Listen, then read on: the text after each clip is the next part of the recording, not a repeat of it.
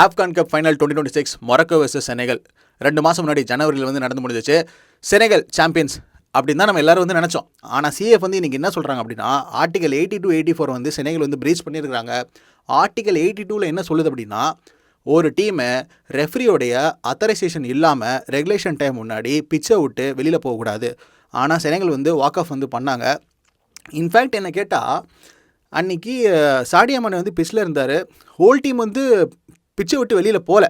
But நீங்கள் பார்த்துருந்தீங்கன்னா உங்களுக்கு தெரியும், அப்படியே அவங்க போயிருந்தாலுமே ரெஃப்ரி அப்போவே அந்த மொமெண்ட்லேயே அந்த மேட்ச் வந்து என் பண்ணியிருக்கலாம்ல. அது என் பண்ணியிருந்தாங்க அப்படின்னா, ஸோ இந்த மாதிரியான கன்ஃபியூஷன்ஸாக நீங்கள் வந்து அவாய்ட் பண்ணியிருந்திருக்கலாம். ஆர்டிகல் 82 and 84 வந்து இன்ஃப்ரிஞ்ச்மெண்ட் பண்ண காரணத்தால் Senegal they are the loser and eliminated from the Afghan cup. So Morocco they are the Afghan cup champions. Score line 3-0 அப்படின்னு சொல்லி சிஎஃப் வந்து இன்றைக்கி மார்னிங் வந்து அனௌன்ஸ்மெண்ட் பண்ணிட்டாங்க. சரிப்பா, அவங்க வந்து ரூல்ஸை வந்து பிரீச் பண்ணிட்டாங்க, ரைட், ஓகே. அதை நீ அன்றைக்கி நைட்டு அன்றைக்கே வந்து சொல்லியிருக்கணும்ல. இப்போ டீ வடை பொங்கல்லாம் சாப்பிட்டு 2 மாதம் கழித்து வந்து நீ இன்றைக்கி வந்து உன்னுடைய அஃபிஷியல் டிசிஷன் வந்து ஓவர் டர்ன் பண்ணுற அப்படின்னா என்னறாங்க இது? நியாயமா இது? அப்படின்னு தானே வந்து கேட்க தோணுது.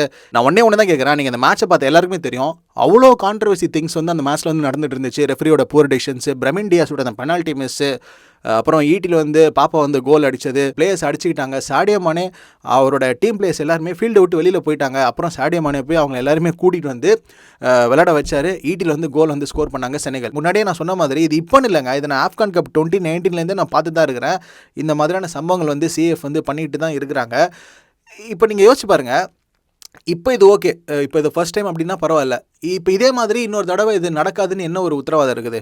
இப்போ யோசிச்சு பாருங்களேன். இப்போ ஏன் அறிவு கட்டினதே நான் சொல்கிறேன். இப்போ நான் வந்து ஒரு ஃபுட்பால் மேட்ச் பார்த்துட்டு இருக்கேன் அப்படின்னா, ஒன்ஸ் ஃபைனல் விசில் வந்துச்சு அப்படின்னா அதான் ஃபைனல் ரிசல்ட்டு. இந்த கான்ஃபெடரேஷன் ஆஃப் ஆஃப்ரிக்கன் ஃபுட்பால் இன்னைக்கு செனகல் ஃபுட்பால் டீமை மட்டும் கிடையாது, டோட்டல் ஃபுட்பால் வேர்ல்டே வந்து டிஸ்ரெஸ்பெக்ட் வந்து பண்ணியிருக்கிறாங்க.